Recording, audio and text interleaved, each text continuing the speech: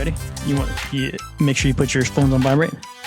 Oh yeah, I love I that. didn't bring my phone. I know you guys get a lot of calls. Hollywood's calling you right now. Hollywood's calling you. Scorsese. Where's my money? Scorsese, yeah. Where's my money? Actually, you owe some people money. I heard you guys owe some money, so. Loan sharks are calling. Loan sharks. Exactly. Boom, boom, boom, boom, boom. Socks. Let's break your spot. All right, here we go. Oh, Tribe Called Quest. Tribe Called Quest. Nice. I like that. What is up, podcast? And welcome to the Raysflavs Podcast Network. We are in studio here at the Mystic Street Studios. We have another amazing show for you today. We have been working on this show for months, but these guys are crazy. You'll see they are scatterbrained. I barely got the tracks this morning. We're going to actually listen to some music. Man. I'm bringing you in hot, baby. I'm bringing you hot so people get to know you. Everything on my show is real. You get to know the real behind the scenes action, the real band in effect. This is the Disco Pistols, ladies and gentlemen. Welcome to the show. Hello. Disco Pistols. Fantastic, man. As you see, the audience has been waiting for you with I hear that. with wounded ear. The audience, they're in the backyard. They're looking through the windows. There's that one guy. They're peeping. Yes, Yes, they are. they said they saw you on Instagram, so they're following you. Oh, wow. Yes. Fantastic. My friends, you have been in the funk industry here in the greater Whittier area for many, many years. I remember seeing you guys back in the day with the band G Tonic. And that was one of your your initial funk projects. The Disco Pistols is a newer project that you guys are working on. But let's talk a little bit about the G Tonic for a while, just to kind of stretch the show out so we have some good stories. G Tonic back in the day, I remember going to a show. I was playing with Buena Star at the time, and I was playing with the Buena Star. They were kind of a cumbia band. It was awesome. You know, basic cumbia rhythms, killer songs, killer tracks, playing with them. And then one day we played. It was like in East LA, this killer bar. You remember that bar? There was like this killer bar, and there's like this open area, like Boyle Heights somewhere. Yeah, like somewhere out there. And it was cool because you could play on the stage, and then there was like this inner area where people can watch the band, but also you could chill like outside. There was like this open. Like it wasn't even a door. It was like open. I don't know if it was like a garage or something, but you could see from the patio into the venue, and you could see bands play, like chill outside and hang out. So the bands would like the people would be watching the bands inside, and then after you were done with your gig, you would like be in the back patio, but you could still see who was playing on stage. Right. Remember that? Yeah. And this is pre like the hipster Boyle Heights. Where I don't think there was a protest going on at the time. No. Because there's always a protest going on in East LA for some odd reason. I don't know what that is. Yeah, so I remember we getting the gig and we're going down this dark alley. I'm going, what? Well, there are all dark alleys over there when you play out there. A lot of dark alleys in East LA. A LA. lot of scary dark alleys. Wrong alley. Yeah, you don't want to make a wrong turn. Exactly. Down the wrong alley. Never came back the same. But Omar's just lost his earphones there. Come on, Omar. Talking to this? Talking to the mic, Omar, not the earphones. He's on my. All right. It was a strange like location at first. It was dark and also like anywhere you play in LA, you cannot park. Like there's no parking. There's no parking. Like the place is just off the side of the street.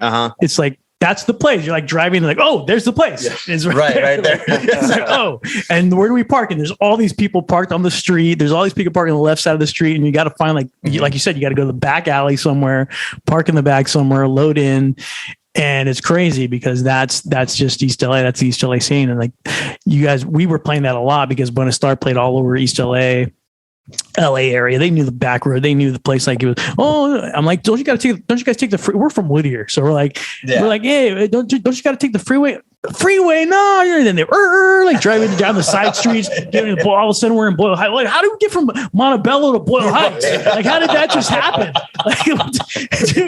Like, dude, that was totally new for me. I was a little scared. I was scared in the car. I was like, where are we going? What I'm saying. I mean, you could go to any spot in LA, downtown, where this guy's down there. By the way, Steve is from East LA, right? You live in East LA, right? No, I live in downtown.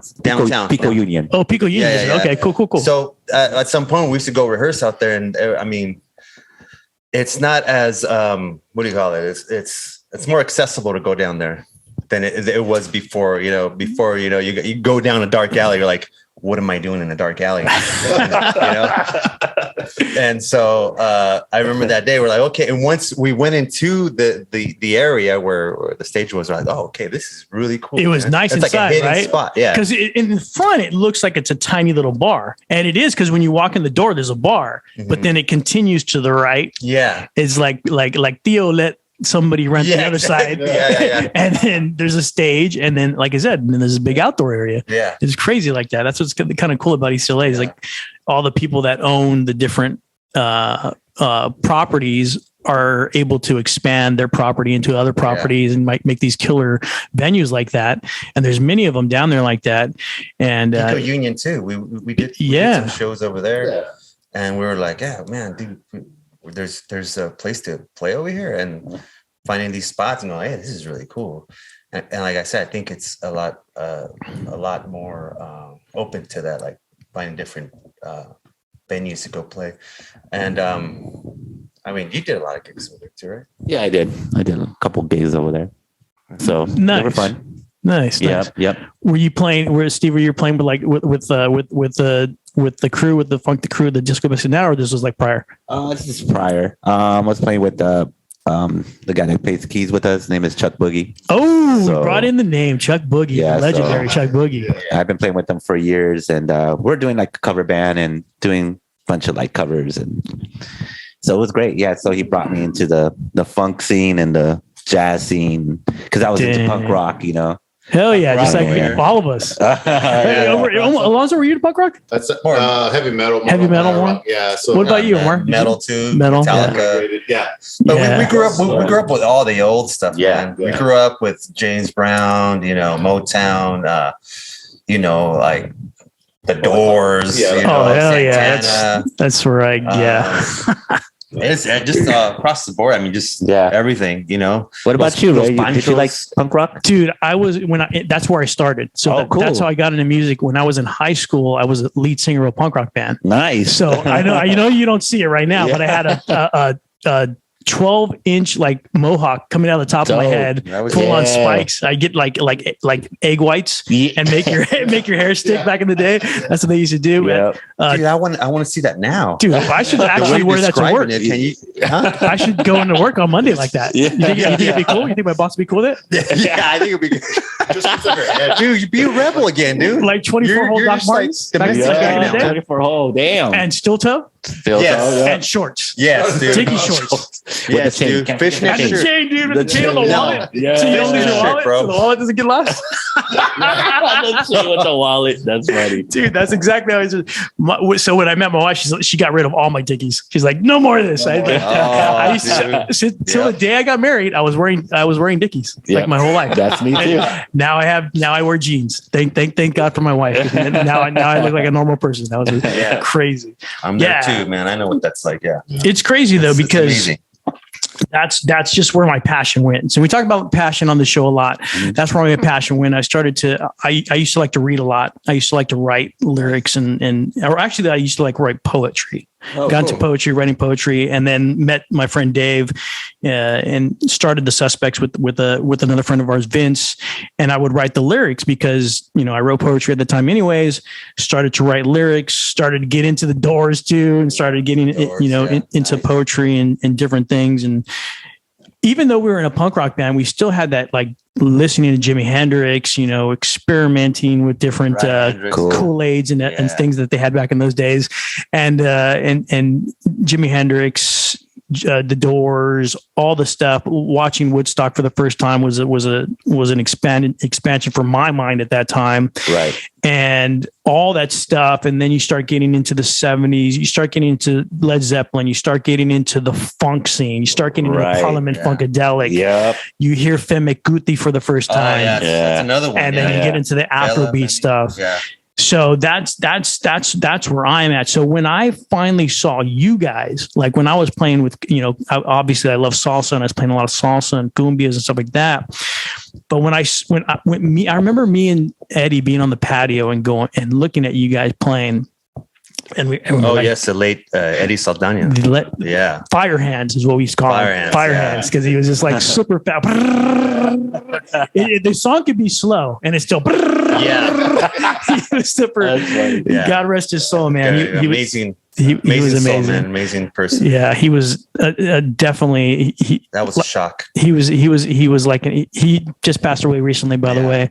Rest in peace. Yeah, rest in peace, Eddie Saldana. He was a different person. He was an angel, really. He was. The way he, I don't know, he was just different. The way he lived life, and it was just amazing to be around him. It was great, and such a supporter of all of us, man. I mean, I didn't have that. I mean, when we're doing the G-tonic thing, it's like, I was like, where are we going to go with this, And he just would uplift you, man. I mean, he had the hand of God on him. Amen. And he was just an amazing person, amazing soul, and dearly missed. Yeah. It was crazy because he would pop up all over the place, like different plate, like randomly, like pop up. He would. I mean, it was crazy because my parents would see him more than I did because he just pop up at like the grocery store and he's like, "Hey, did you see Eddie?" I'm like, "No, I didn't see Eddie. He was like at the grocery store." I used to call Eddie and he wouldn't pick up. No, he would show up at my parents' house. Yeah, dude. They were like the same thing. Never answer I'm the calling phone. you. They're not calling.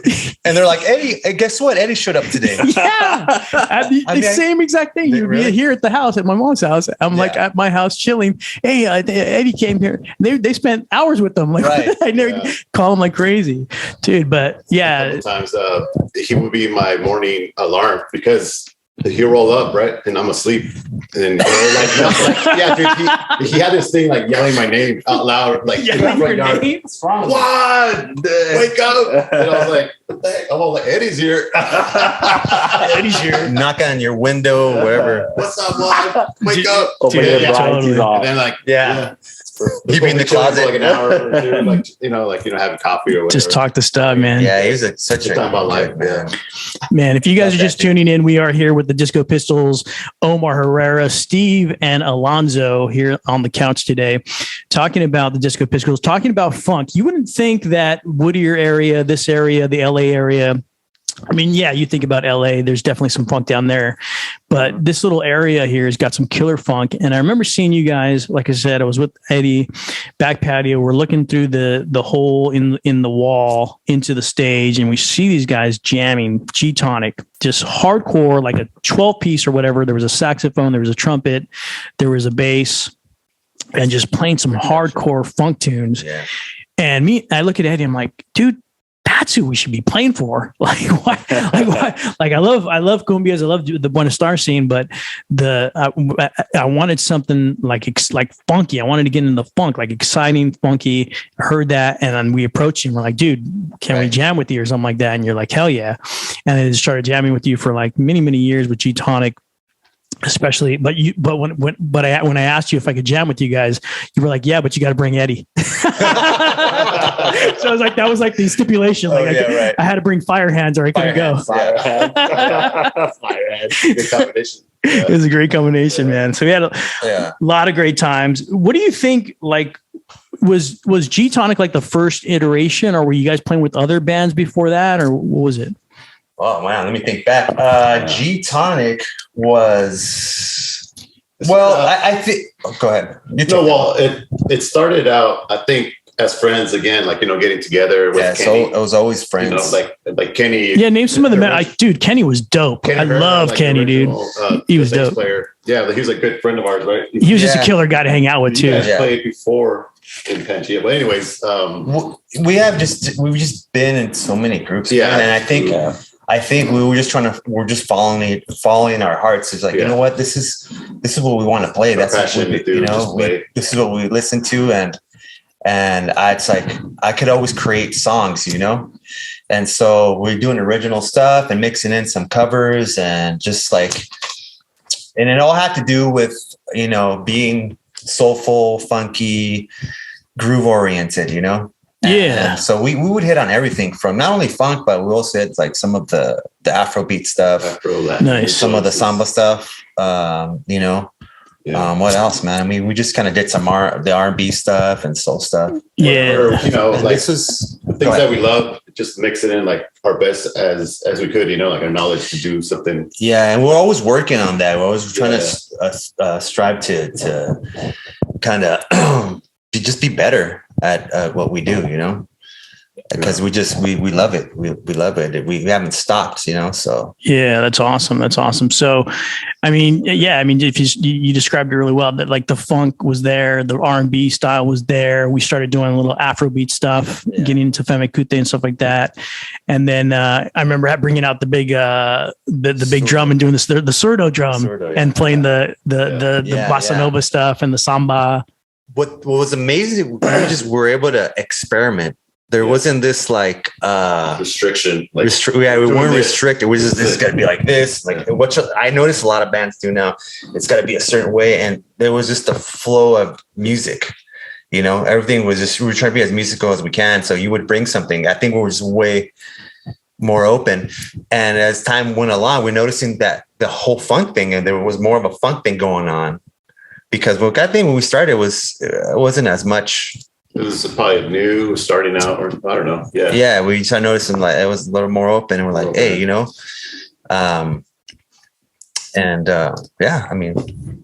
I think it was sick. Like but it was heavy.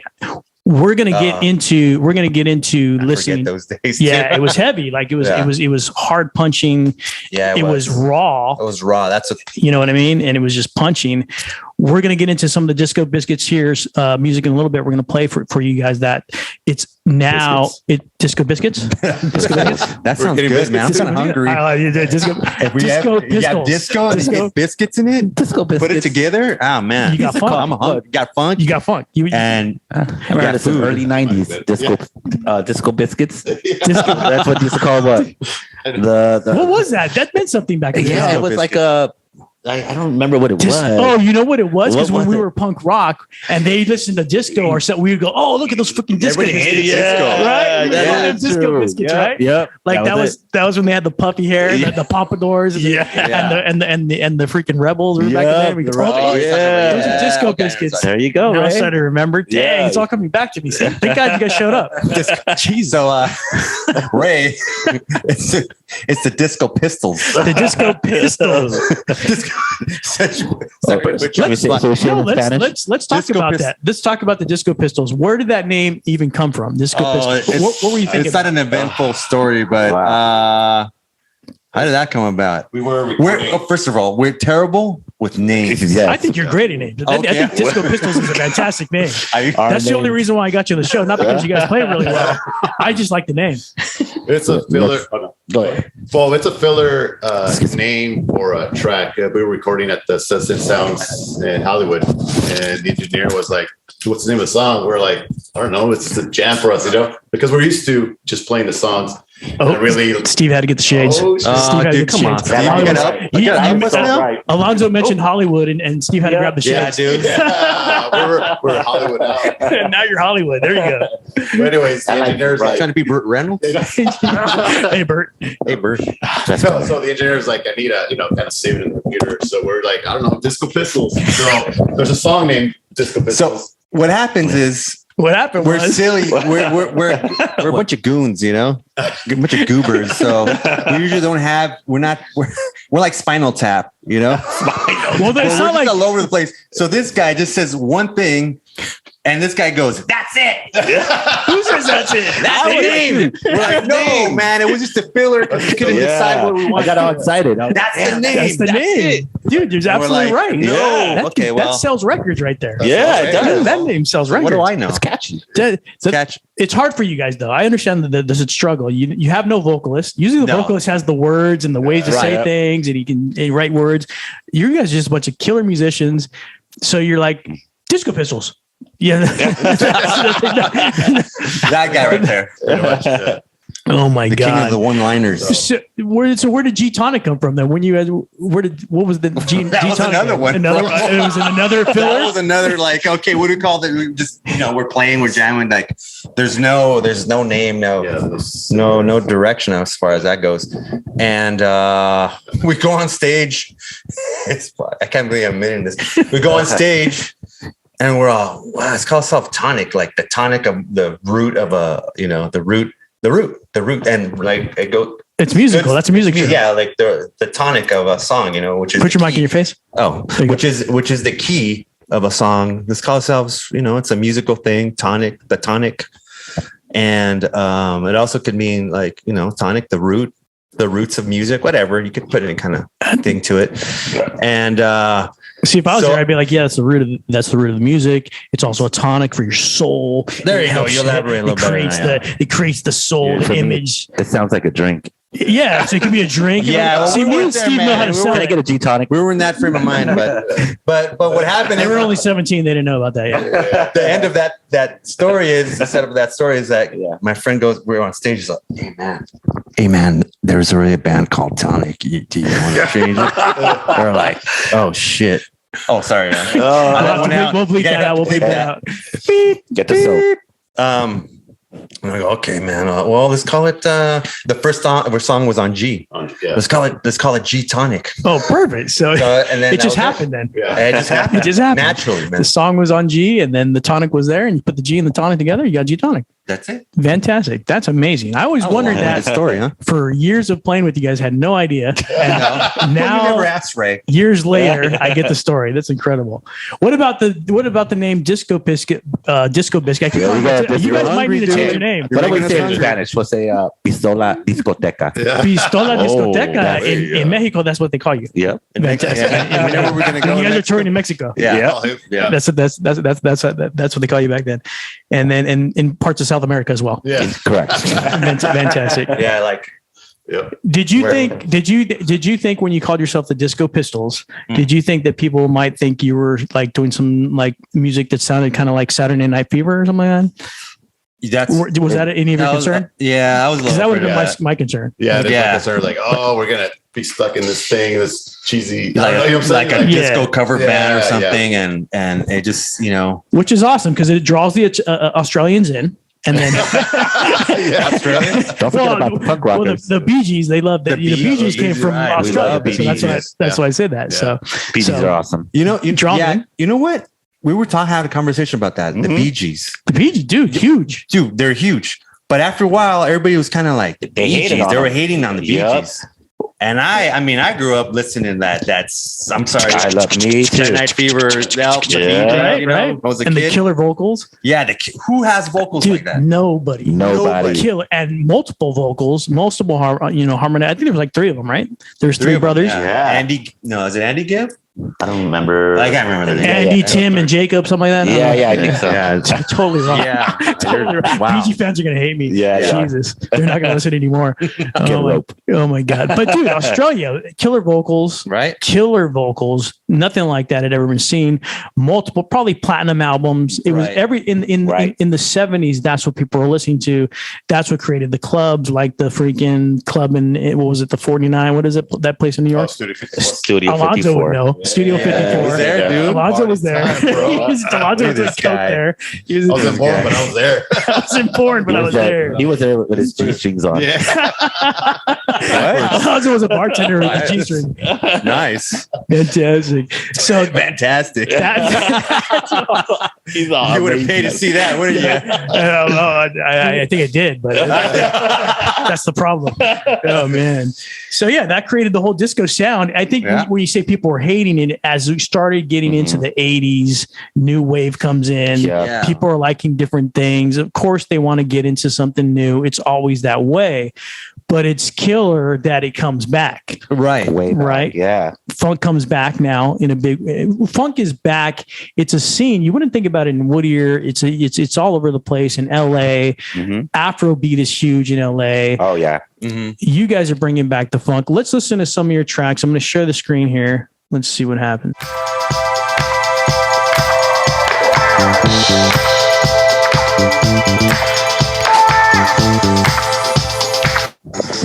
Ray, I got a bone to pick with you, man. got a bone to pick with me. Go ahead. I'm like, I'm doing it. I'm pissed out. I've been holding it this whole time. Oh, you've been holding it in? Yeah, I've been holding the whole it in, time man. of life, or just during the interview? Oh no! Since I got to hear your podcast and going through your news feed, Wow, dude. Maybe I just didn't pay attention enough, but I'm like, dude, Raysflavs, dude. Raysflavs. This guy has. I thought he was gonna walk into like a rack of ribs. Because this guy's No food. eating There's no food good, dude. whatsoever. That sounds good. You're eating good. Rack of ribs, or like Look at this thing. I've been building this. or a pound of meat, dude. I walk in, nothing. No dude. food. This is no food. Well, this is the music section. This is supposed to be about music. Okay. See, that's where I had it wrong. When there's food, when I bring in the chef, there's like a table set up. Oh wow. We do the cuts of meat here, stuff like that. But now, if you guys want to bring in a chef next time you come, and we can talk about food and music I got together. an idea, dude. You got an idea? I mean, it's already been done. What's that show with David Grohl was in it? Dave Grohl. It's called Hot Wings or Hot Wings. Hot stuff. Hot stuff. Yeah, where the try the actors wings. go on the hot wings and they try Yeah. to Yeah, I love that show. Yeah, my that show's son good. got me into that. He freaking loves that show. That's show's what great. I thought we were gonna walk into, Ray. You thought we were gonna do hot ones? I thought we need like some hot ones. Dude, you should have told me. I would have made hot Complaining salsa. about Huh? Dude. I would have made like hot salsa, and you guys have been burning up Dude. like habanero style. Yeah, and they were in trouble. Damn. Ray was saying something about your wife not liking chicken. Oh, she does not like chicken. There's a chicken challenge going on right now, actually. Oh, there is? So if you have a chicken that you think is amazing, we will go out to you. We will try your chicken. If you can get her to eat it, Yeah. and not only eat it, but actually continue to eat it and say she wants more, you win a Raysflavs podcast hat. What? Yeah. Okay. Now, Well, many Ray, people we have like tried. chicken. Well, I need you to make the chicken first. Yeah, I gotta make the chicken. Yeah, I okay. tried I like like chicken too. 2 people have already tried. Fat Perps Barbecue, who won actually a Really? contest. He won the Pico Rivera Championship Best Chicken Barbecue Chicken Oh, nice. on Serapis Street in Pico Rivera. Won the trophy. My wife tried the chicken. She won't eat it. That's how much she hates chicken. Oh. She even tried championship chicken, and she wouldn't do it. Wow. Now I Is there tried. like a past trauma or something? Like I don't know, but I tried. I even got into the competition. Okay. I Nice. tried to make her some chicken. Yeah. Beautiful chicken. My mom loved it. I loved it. My kid loved it. okay. So I got a little closer. Closer. So it's up to you guys. It's up to whoever can make good chicken. If you can get her to eat the chicken, She liked ribs. She liked. she likes ribs. Oh yeah, she likes all steak. that stuff? everything. For some reason, the chicken, dude. You gotta make the I don't chicken know why. taste like. Have you beef, let her man. taste fried chicken? She's just. Let's see when I go. That's exactly what she says. I'm not a fan. Not even chicken nuggets? She had chicken nuggets last night though. She'll totally eat chicken nuggets. There you Oh, go. So you can I do don't know it. if that's chicken though. But part of the I know. here's the thing. Part of the contest is it has to be bone in. I did Oh, specify got it. it has to be Oh, bone dude, in. it's So very it's going to be very hard. Yeah, it has it's to be tough. bone in, barbecue, or roasted. Got it. It can't be fried because if you put tar, or what I call tar, but flour and seasoning all over the chicken, it's gonna Right. taste good because you're just eating the fat. You're like, Yeah. I'm all about that. Right. But if you have to just barbecue or roast a chicken, that's a whole different thing. Yeah. So you're torturing your wife. It's torture. Okay. It's torture. It's torture. You know what, dude? I just popped in my head. New Orleans, Dude, the chicken there. let's We went. Yeah, all we went. 3 of us. talk about the funk. Talk about the funk. How? So Okay. we were playing Sorry. funk. We were playing Gin Tonic. We were doing Right. the Gin Tonic thing, but I don't think we realized what funk truly was Okay. until we got to New Orleans, right? Oh, okay. Yeah. Okay. Yeah. Right? Yeah. Because, dude, everything was funky. Talk about disco biscuits. Biscuits were funky in New Orleans. Yeah. Yeah. Hamburgers were funky in New Orleans. I mean, everywhere we went, everything was funky everything. in New Orleans. we were trying to find something that not We were trying to find something that wasn't funky in Yeah. New Orleans. Yeah. Everything about New Orleans is funky the French Quarter, and man. mysterious. Yeah, Remember? Okay, What's the that French street? Corner is okay. What's the? Because there's 2, right? There's one area where you go down and it's cool. It's party. It's blah blah blah. Right. But then was it the French? the one that was dark. We went to Fremont Street. Fremont We were trying to go to the Lafayette Cemetery, and they're like, "Don't go there." Yeah. They'll rob you. Rob you. Yeah. And we're like, "Okay, Really? where do we go?" And this, remember that It's like noontime too. They're like, no, don't go. Dude, not only did they tell us they'll rob freakier, you, dude. but we met somebody that literally we met somebody at the bar who Yeah. got robbed the day before. Oh, I forgot about that. Yeah. But Fremont Street, dude. That But Fremont was Grateful weird. Dead, hate Ashbury, like, huh? It was worse, dude. It was like It was like Mad Max and Thunderdome, dude. Everybody was dressed in black. And vampires. they're all dressed like vampire, like Yeah. 1800s, like Remember we and walked rice into that club they told us to go to, and riceless that. and everything was And like rice, yeah, dude. yeah, Was it like what was that Tom Cruise movie where Dracula? Vampire. Interview with the Vampire. Everybody was dressed like that, like if they were filming that movie. Yeah. That's dope. And we had like It was cool. But it was scary when you were there. Yeah. It was yeah, scary. it was weird. And then we walked into this old like bar, which I red lights, like no flooring. It was just like dirt. And then you couldn't see like 5 feet. You're like, it was dilapidated. That's a club they told us to go to. Then we're like, yeah, we gotta get out of here. So we left. Yeah, they had the whole drum corps. That's what was interesting. Even though it was like really dark, there was these cool like what do they call those second line? There was second line all down the street. All over, yeah. You know that it was happening in the French Quarter as well, but even in that dark area, there was still some second line going down, like in the corners and stuff like that. Yeah. It was still there. So it was a trippy, like, I don't know. I'm sure if you're from New Orleans, you understand what the heck's going on over there. I didn't understand. Yeah. Well, there's a lot of history there, man. There's a lot of history with probably a lot of lost history. Pirates, the whole, slavery scene that was going down back in the day, and plantations and all the rich history that goes down there. Crazy stuff. It's a port city. Indigenous stuff that like they're I was watching this documentary. I can't remember. I think it's called Rumble. Like a lot of what the Indians contributed to music, like even like black music, Oh yeah, absolutely. And that's the one thing we noticed. A lot of the drumline stuff. Remember that like a lot of people were dressed in this like Indian attire. Yeah. Indian attire. There's a whole indigenous scene down there. Yeah. Because you got to imagine like the indigenous people were not just melding with white people. They were not just melding with the Mexican people coming from the South. Yeah. They were mixing with the African-American community as well. French. And everything was just mixing. It's a melting pot. That's what America is. That's what's great about America is all the different cultures coming together. No place better is represented than someplace like New Orleans, where the music melds into each other. The food melds into the table. Jambalaya is the word I want to say down there because it's a mixture of everything. It's rice, it's chicken, it's funk, it's music, it's indigenous people melding with African American communities as well, and everything else that goes with it. You don't see anything quite like that anywhere in the world. No, a melding of all the different community of cultures. Yeah, of food, of music, of storytelling. The great jazz musicians come from. We saw so much jazz when we were out there.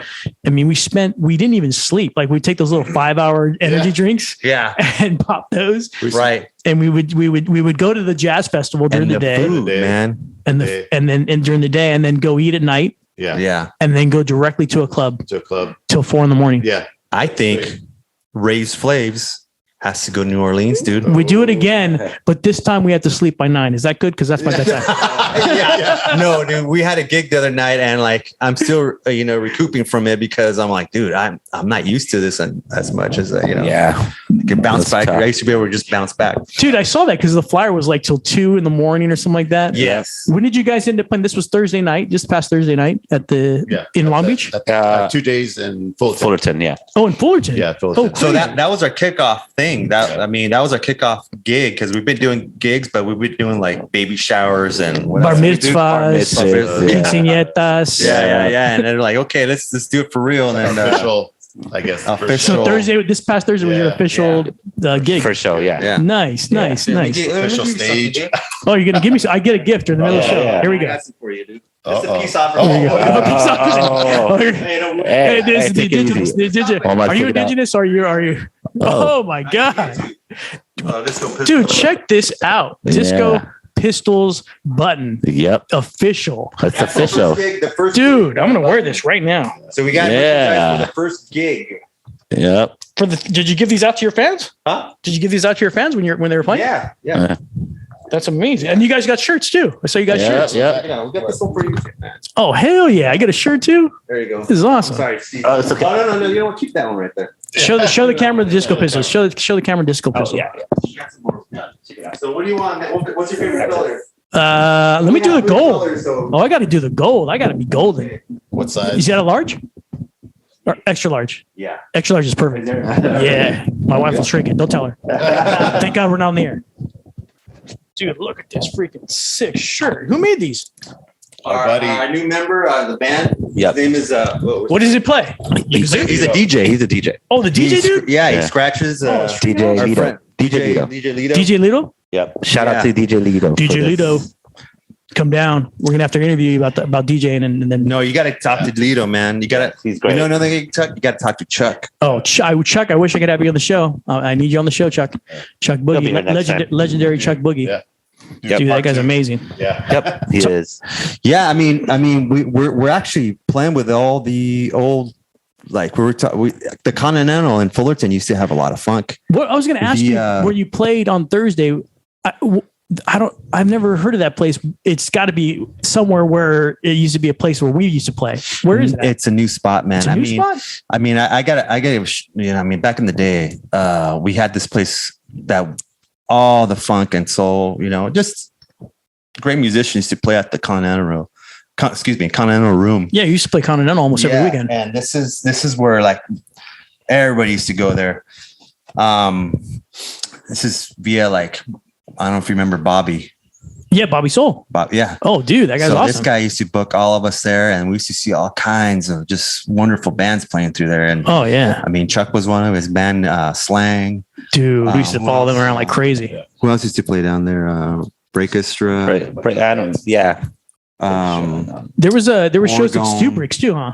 Like Stubricks, like little small stage. Yeah, it was cool. Stubricks was cool. It was a little blues bar we used to play. That's actually how Bobby Soul saw us. And he's like, man, you got to play Continental. Dude, we went there. It was like home. Yeah. And it was like everybody was killer stage. The curtain opens up when you're playing. That's dope. Yeah. People were just waiting to hear a band and hear live music and funk. Yeah. Cause we hit them hard. Like when you open the curtain, like, doo, like, and they were like, whoa. And that's where we got a lot of our chops from. Yeah. Like just playing there. And there's the famous Tiger story too. And the Tiger. Don't talk about the Tiger story. Okay, that's an exclusive behind the scenes. Exclusive behind the scenes. That's going to be on Patreon. If you have Patreon, you can hear the Tiger story. Let's keep it to people's imaginations. I'll tell you what. If you guys sponsor the show with the $3,000 donation, we'll give you the Tiger story. There we go. So make sure you hit that. Make sure you hit that support link in the description there. Great businessman. Thank you so much. Raysflavs.com. Anyways, going on to the Can you hear me, by the way? Can you hear me? I can hear you. Okay. Yeah, just keep your mic right there. We can hear you. Okay. Perfect. Good. That's good. We're doing it. Oh, by the way, Omar, we're doing an interview. I don't know if you know that. Yeah. Sometimes Omar gets a little I just like to interrupt you right in mid sentence. This is great. Fantastic. Keep interrupting because sometimes I lose my track, but when you get me off track, I get back on track. Yeah. I'm trying to derail you at this point. You're derailing me perfectly. So we were talking about the history of funk. We're talking and a more of a modern history. If we talk about guys like Chuck Boogie, Right. legendary organist, piano player, guy's amazing. Where do we listen to people like this, and do we listen to it often enough? I guess is my question. Where do you go? Like the guys like Chuck Boogie, they play for these killer bands like Slang. They play for these underground funk bands. There's this underground funk scene that I don't think people know it exists, where it exists. How do you get to it? Where do you listen to it? Give me some answers here, guys. Give me some clues. Well, Steve, you want to take this that's one? for me. Yeah. Shout out to KCRW. They play a lot of 89.9. They play a lot of that's where I get my music, and Nice. as far as like Jungle Fire and Oregon and then Chuck Boogie's Slang, and they were all featured in KCRW, and that's what brought me in. Like, are you talking like Morning Becomes Eclectic type stuff, like Chris Ritas? More like Jeremy Soule Okay. and Anthony Valdez. Nice. They've been playing like they play that kind of stuff, and it just draws me in. And they mix that funk with that Afro beat, and they're DJs. But have they been doing this like recently? They've been doing this for a long time. Because I remember back in the day listening to like Chris Ritas in the morning, you'd get all this new music, and Morning Becomes Eclectic. Yeah. You'd hear these bands that you'd never heard. That's the way. That's the answer right there, Steve. You hit on it right on the head, because you have to, you're not going to listen to K-Rock and find a new band. No. You're not going to listen to Power 106 or The Beat and hear like a new band. So, and then play for the same us song over and over. Then for us, we dig for music. We try to find these tunes within us. We hear all the old stuff, Correct. You're right. These stuff from 60s, 70s, and we try. And then Chuck tells us, "Hey, learn that music, see where it comes. It doesn't just come from, KCRW has its thing, but it comes that music comes from way in the back. I know you want something more modern. Yeah. Oh, right? Yeah. But that comes from back, back in the day. You have to like dive into it. And as a musician, learn it. And it's great. Like DJs like this, because they bring that stuff back. Bobby Soul. He I mean, the records he plays, Panilla stuff. He plays the Panilla stuff, like the old salsa Panilla 70s stuff. Yeah, I remember when he started doing that. He brings in the funk. So Bobby Soul's an encyclopedia of music for the 70s. We got to bring that guy back on the show. Yeah, we'll talk. Yeah, we got to get that guy. Yeah, that's the old crew, man. From just he's an encyclopedia. I mean, he actually has the records. Like if you were gonna talk to somebody about the music, he actually owns most of the records. And then you got DJ Lito coming out, this new DJ that you guys are working with. Then you got Chuck Boogie, like he's an encyclopedia. Yeah, really? Of how to play it. You'll put it. I mean, he's play any hip hop song, he'll be like, "Who? That's Roy. You know who sampled that, Stevie?" I'm like, "Who's that?" Roy Ayers. I'm like, "What?" And he'll debut the track and when it came out and what to listen for. Listen to the guitar. Listen to that guitar. Yeah, that's crazy. Listen to that bass. He's great. Listen to those drums. And he's great. So like these DJs from KCRW, Anthony Valdez and Jeremy So shout out to them. Yeah. They play the new stuff and then they play the old stuff. You know what I mean? So hell yeah. Yeah, but you got to start with the old stuff, and listening to that stuff and how it was played. It all comes from, we're talking about New Orleans, we're talking about gospel, all that stuff. It all comes from R&B, blues. It comes from all that stuff, and it's American music, Let's see if let me give this one more shot. As long as the audience is getting it. But you guys can hear that lightly. Yeah. I mean, you've got that wow. Is that Steve? Like wow. That's you got the wah wah pedal? Yep. The yeah, wah-wah. you got to have that wah wah pedal to get that funky sound. Correct. I'm on the bass. I mean, it sounds like an old blaxploitation movie. You know what I mean? Like back in the day, dude. Look at that bass. That Omar's on the bass. I'm on the bass. Yeah. Alonzo plays the drums. Yeah. Chuck on the keys. Laying it down. Damn. I mean, it doesn't get realer than that. Yep. That brings back like that whole 70s sound, like Starsky and Hutch back when we were kids. I'm watching I was just talking to Omar about that. It's like remember Chips? Yeah. Oh, dude, remember Chips? She just brought up the best show in the history of mankind. What do you mean? Maybe that's where it comes from. Oh man, dude, it sounds exactly like Chips. Dude, is that where the inspiration came from? I think so. That's freaking awesome, man. All around. It's all around. All around, Adam. That's crazy. What do you guys, obviously the history of funk, you can tell from hearing it, it's got the old style sound. Immediately, it's funk. Immediately, it's funky. Immediately, it comes from an era, not from today's time, from the 70s. It's a 70s environment. You can hear it in cinema, in music, in eras like that. There's specific sounds to I believe to certain time periods. There's a sound to the 60s. There's a sound to the 70s. There's a sound to the 80s, the new wave era. There's a sound to the 90s, the Pearl Jam era, the grunge era. There's some weird stuff going on now in the 2000s. I don't get it. But the 70s sound is very distinct. Is that where you guys are trying to go with this? Yeah, certainly. We're just inspired by that. We're playing where our hearts are at, and our hearts are in that music, and our influences are in that. So we try to keep as true as we can to that music and where it comes from, and what was going on during that time. That's another thing. I think a lot of people try to emulate, certain sounds. I think it's happening more so now, like social media and all this stuff. They try to emulate a certain sound, and it's like it just you got to understand what was going on during those times. I feel too. Talk about what was going on at the time. So when you're writing this and you're being influenced by something, not just the sound, but what is going on in those times. Well, or, say the 60s, if what was going on during those times, like civil rights movement, right?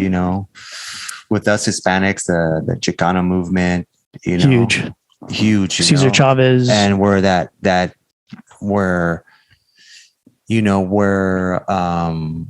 people were coming from during that time, what influenced to play those things, those sounds, and I think from that, I think those times it seemed like there was a strive back then, there was things that were definitely, bringing people down. And it's coming to me. It's coming this way to our era, kind of like coming full circle this way, where it's like, hey, we're going through some stuff now, right? There's definitely struggles, and with that music, there's so much more deeper than what's going on now. What's going on now, I think a lot has to do with it's back then is what you heard. What the music was, the feeling behind the music, the feel. I think now a lot of it is just visual. What looks good on social media, YouTube, video, and it's like a tidbit of it. It's you get a little bit quick. The thing about music, I feel, is that you could be playing a week, and you could get a fan or attention towards it. But when you make it a craft and you make it a lifelong thing, we're not, as you can tell, you're not young chickens or anything. You're not young plucked chicken. You guys it's been a struggle for a while. It's been a struggle to we've tried to do it as best as we can. But this is, I think you hit on it. Back in those times, the civil rights movement, the civil disobedience when the Vietnam War was going on, the struggles of the Black community in that time, the 60s, the 70s, even, there was something not just the music was a kind of an explosion. I want to say a kind of pointing, a radar, as something that drew attention to a greater movement. There was this soundscape of this era that was happening, this movement that was happening, this revolution that was almost happening, that the music was the sound like the sound case. What do you call it? The sound that, like on a movie, a soundtrack. It was a soundtrack for life at the time, right? So like you said, now it's more of just like these images that go quickly and go through. Right. But that back then the music meant something because it was part of a movement. Right. And they were singing about protests, or they were singing about what was going on in the communities, Right. Whatever was going on, the oppression that people were going through, the struggles, and they were singing about it. It was a lot deeper than what I feel like what's going on now. Right now, issues are happening, and people are just, that's what it feels like. It's my opinion.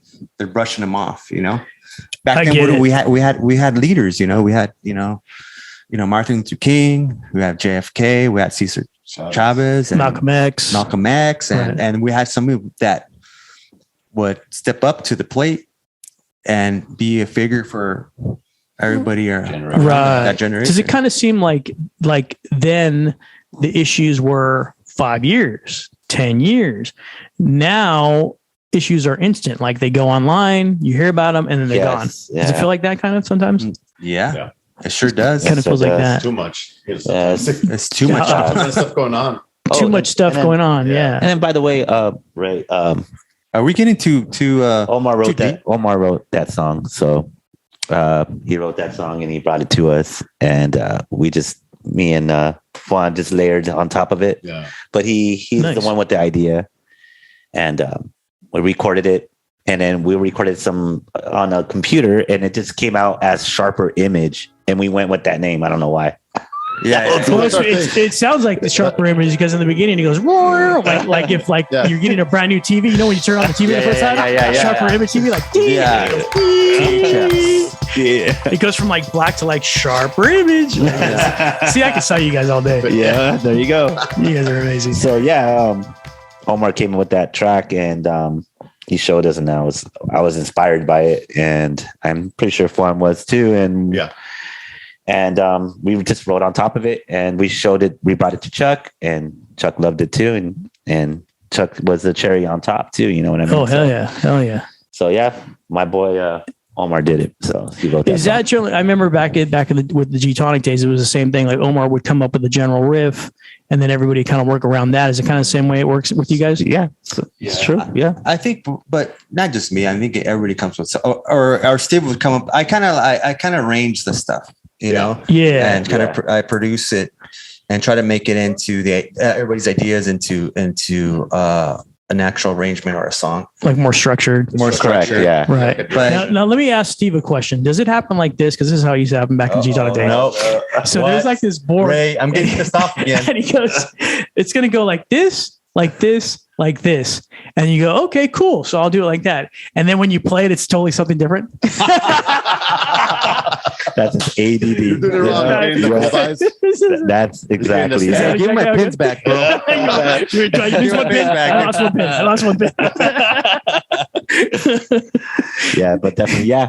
Am I on the? You're the hot seat. Yeah. You wanted hot wings, you got the hot seat. Yeah, I got the hot seat. Okay, this is what's going on. I like it though. I love it. So, for instance, we have another song called "For Your Love," and I just came out playing a riff and like a little jam on it, and we all just started playing together. And that song, you know what? To tell you the truth, that song was still simple, and it felt so right, and Sharper Image was a little bit difficult because there's so much arrangements, but this one was just so simple, and it felt so good when we played this song. When we wrote this song, it just came out. Yeah. Let me try to play it for the guys. Cool. Can you hear it a little bit? Yeah. Hold on a second.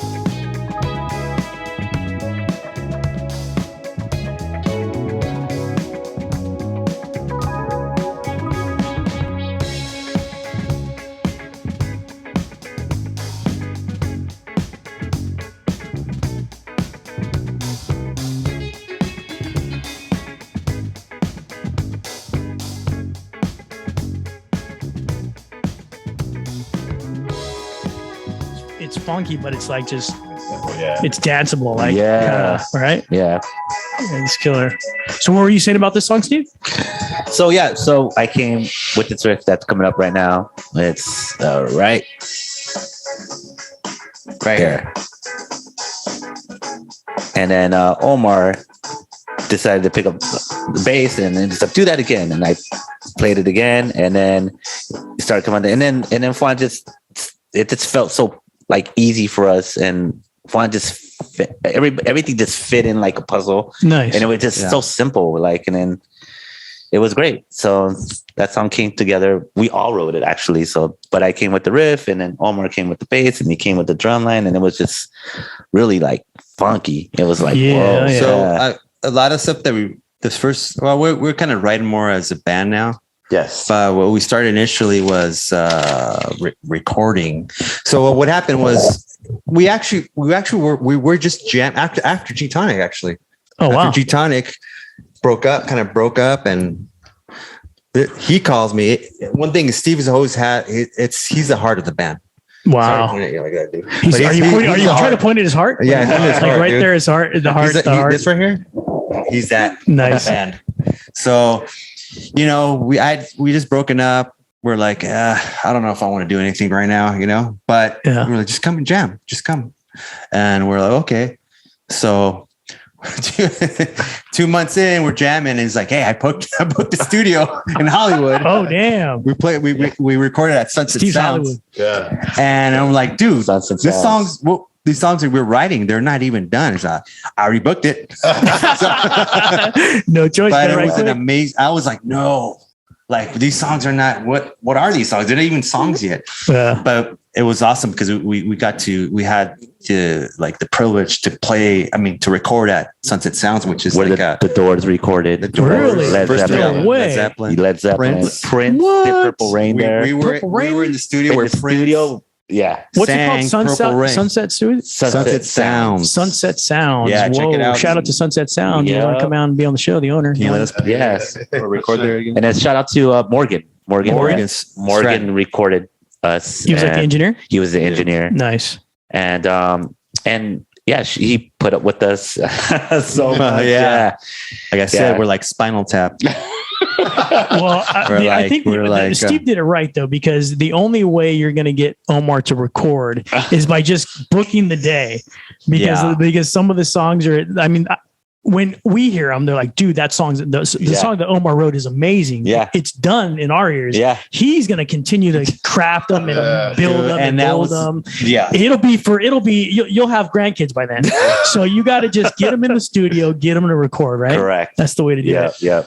Yeah, and that's what's happening now. I just said Because we're like, okay, man, we need some recording equipment. We need to, do pre-production before we go in, so we be prepared. But we started recording these songs at home. Yeah. Oh, nice. And we're like, hey, why don't you just put this stuff out? I mean, it's not like Sunset Sound quality, but at least it has this thing to it. I don't even know. And are we can hear these on Spotify, or where can we hear these? These are actually, they're not on Spotify yet. We're going to release them pretty soon. This year. Oh, cool. Is there going to be a release party?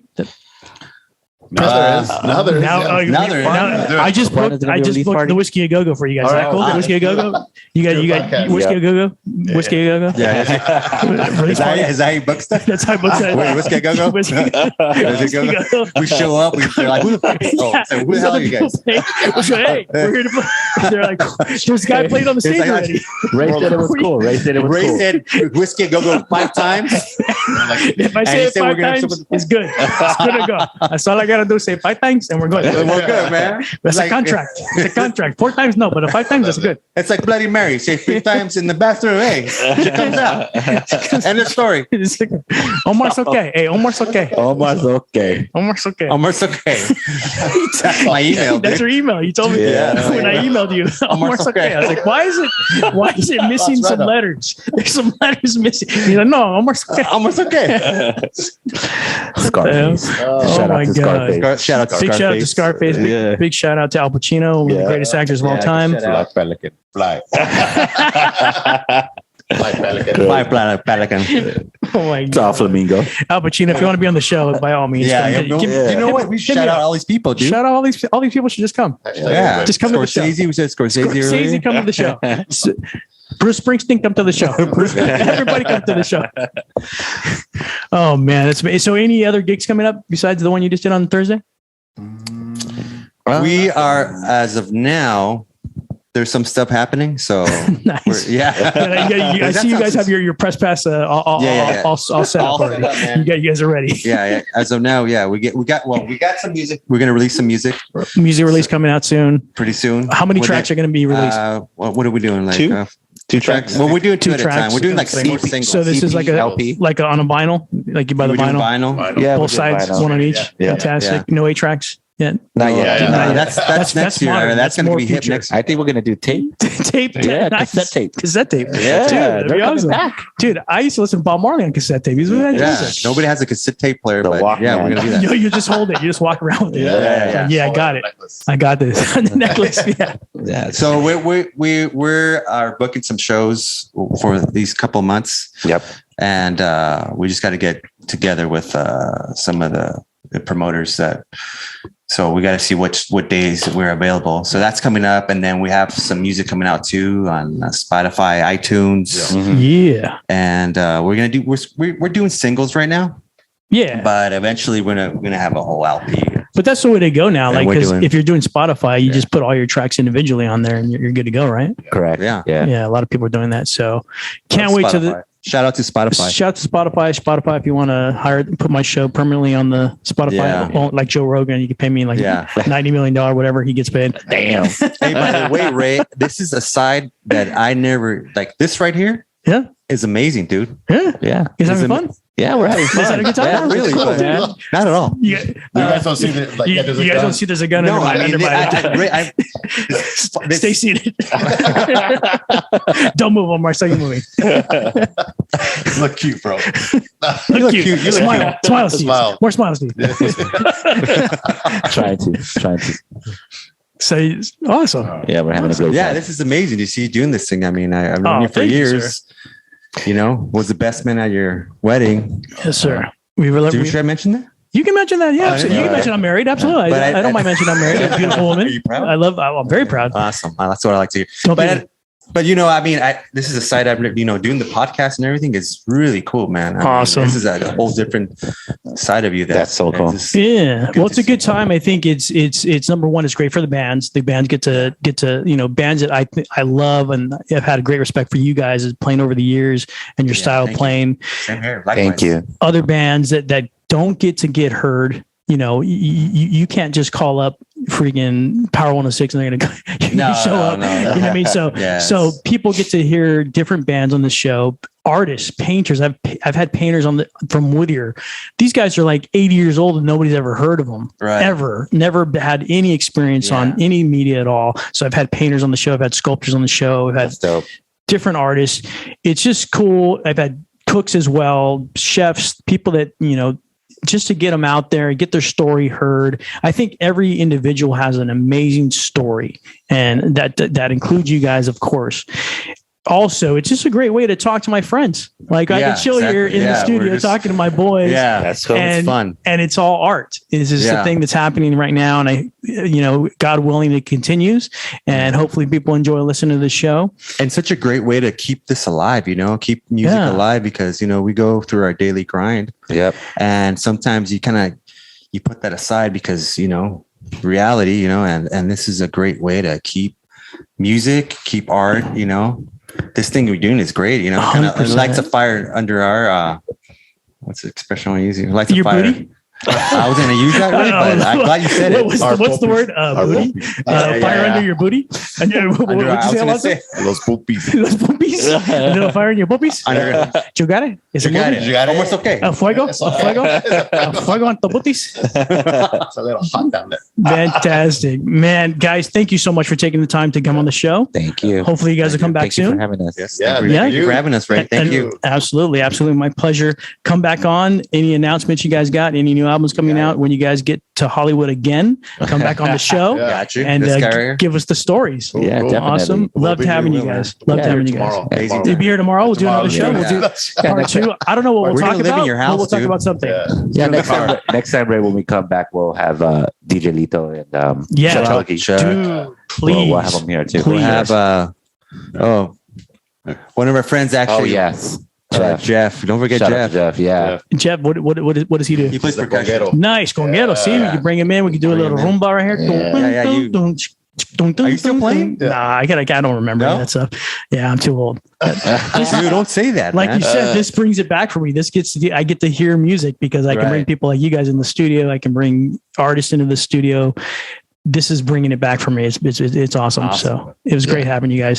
Thank you. Guys, thank you so much once again for coming on the show. Guys, Disco Pistols, not Disco Biscuits, Disco Pistols. Pistola discoteca. Where do they find you? Instagram, Disco, because you guys got two, you're kind of elusive. Is it disco.pistols? That's it. Disco.pistols on you'll find us Instagram. there. Disco's stop. Awesome. Website? No website? No website. Not yet. Website coming soon. Coming soon. Spotify releases coming soon. Guys, we're brand follow new. this band, Instagram, disco.pistols.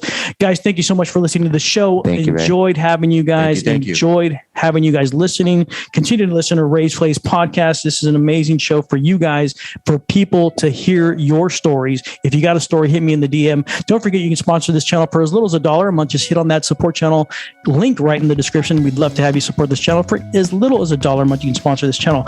Next Saturday, I'll be at the Woodshed in Orange County on Batavia Street. We're going to be cooking for you guys, and everything we cook, everything you buy that day is going to go to the Wounded Warrior Project. So be sure to catch me next Saturday at the Woodshed in Orange County. I'll be cooking there live. Hopefully come say hello to me, say a couple words with me. We'll jump on live together. Hey, just come to the show not a show, but it's a killer event where it's a cooking event. We're actually going to be cooking for you. Anything you purchase, whether it's ribs, brisket, pulled pork, whatever you buy, is going to, all the proceeds are going to go to the Wounded Warrior Project. Big shout out to the Woodshed. Big shout out to the Wounded Warrior Project. And we will see you soon. Have a great one. Peace.